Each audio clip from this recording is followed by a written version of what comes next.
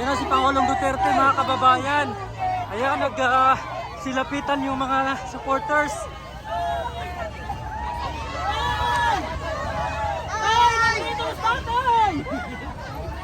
Ayan, sumugod na dito si Pangulong Digong sa House of Representatives. Ayun na.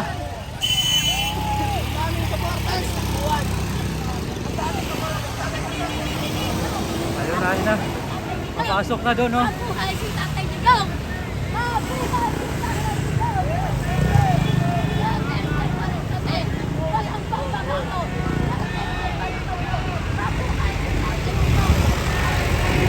Ayun na. Ayun na, mga kababayan, no?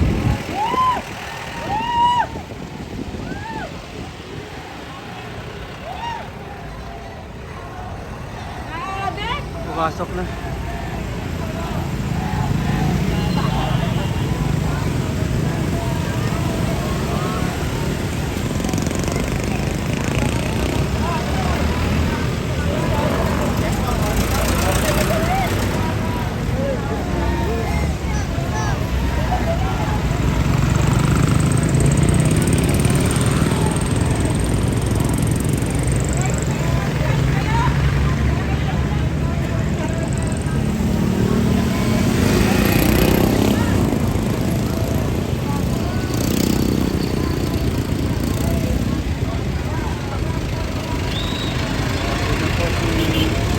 PRRD sa loob, mga kababayan.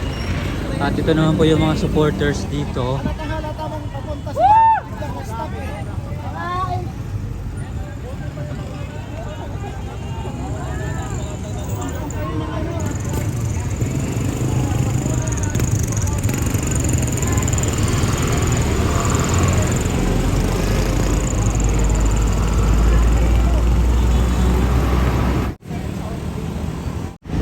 So ayun na yung mga kabila, mga kababayan, naglakad na.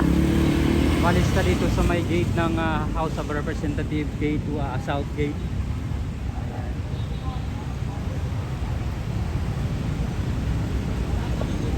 So punta tayo doon sa ano, andun sa kabila, andun sila Attorney Vic. Andito si Attorney Vic, mga kababayan.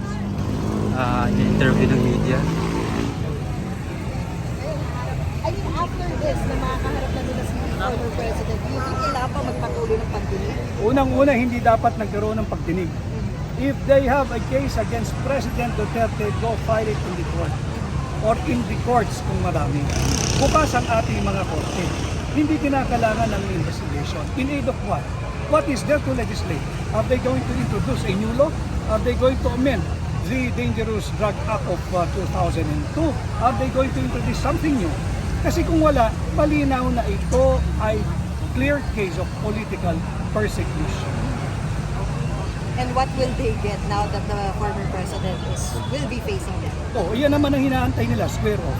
At sasagutin sila ni Pangulong Duterte. And President Duterte is ready. Thank you, Atty. Baka may gusto kayo dagdag.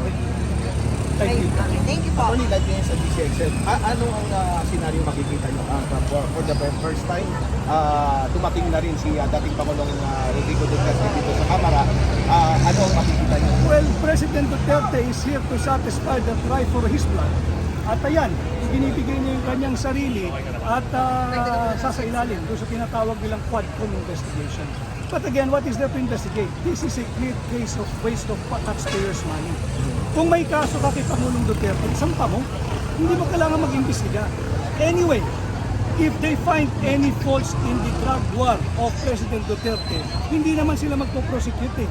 They will make a recommendation to the Department of Justice, probably to the Ombudsman. Hindi sila.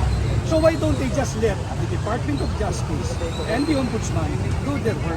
May trabaho itong mga ito at mandato nila ito, hindi Kongreso ito. Attorney, kaninong gastos naman ito? Itong ginamit sarili ni Bulsa ba ni dating Pangulong Duterte? O Ang alin? ito yung galing Davao, papunta to biyahe. Sariling bulsa niya. Hindi naman siya binigyan ng pamasahe ng Quadcom eh. Sa bilyong-bilyong piso nawawalang pondo. Tapos aabalahin nila yung dating Pangulo. At nung nandito na hanggang umarat, kakansilahin nila and then itutuloy na naman. Pinaglalawa ng dating Pangulo, ipinagalit ka rin. At dapat umanmak na lahat ng Pilipino. Because this is not the way you treat a former president. Bilang dating executive ni Pangulong Bongbong Marcos, tingin mo ba tama ba, narapat na ganito yung pagkagawa sa dating Pangulong? Alam mo, ang termino ng isang Pangulo, 6 na taon lang, hindi kahabang buhay ba? At ako'y naniniwala kung paano mo tratuhin ang iyong kapwa-tao, ganun din ang magiging pagtrato sa iyo pagbaba mo sa Kristo. Nakakalungkot dahil nagiging endless cycle of political persecution. Hindi naman dapat. Yung dating Pangulo, nagsilbi na yan. At lahat ng Pangulo, bibigyan mo dapat ng assumption na lahat ng desisyon niya was done and made according to his best right during his incumbency. So kung 2020 naman lagi ang after the fact, di ba? Ngayon kung sa tingin mo yung mga flaws, i-register ka na lang. Pero hindi mo dapat i-persecute ang dating Pangulong Duterte. Okay, maraming salamat. Yes, may tanong.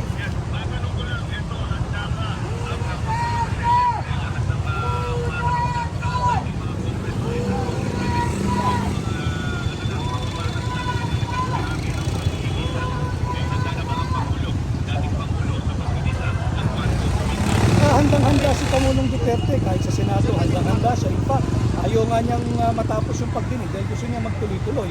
At kung ano man ang magiging disposisyon ng Quadcom, siguro ang dapat tanong, handa na ba sila na maramdaman ang galit ng sambayanang Pilipino? Maraming salamat at magandang umaga.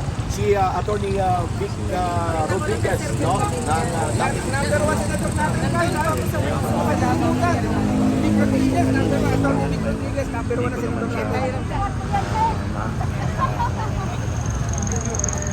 Post na natin po sa TikTok.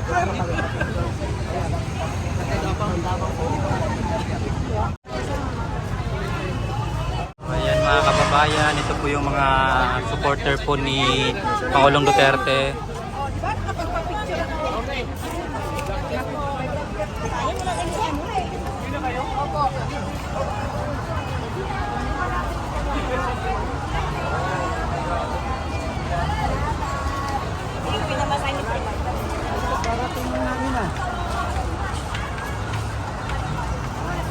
Thank you po. Opo, uwi na po. Saka po sa...